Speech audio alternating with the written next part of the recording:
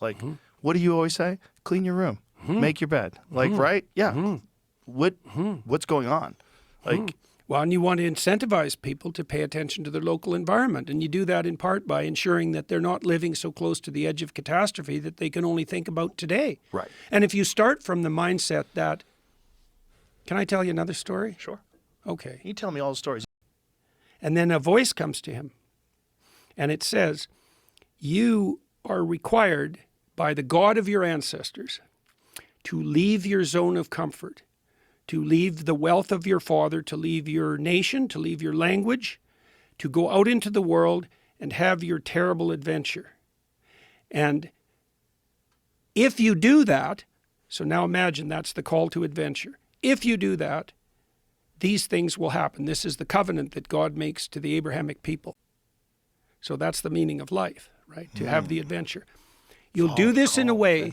Blessing to yourself. Yeah, because the adventure is compelling. Responsible romantic adventure is the most compelling pathway, right? And if it's intense enough, it justifies the suffering, right? It's a reason to get up in the morning, even if you're in pain.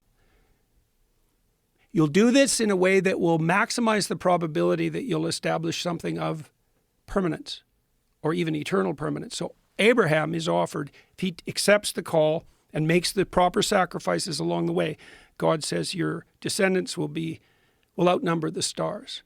So, right, and then in the Abrahamic story, what happens is that as Abraham accepts that, goes out in the world, and then he has a series of adventures, each of which requires a more complete sacrifice.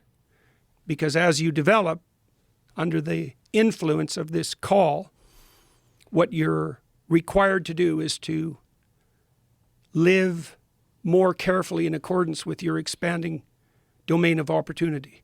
And that's the pathway forward.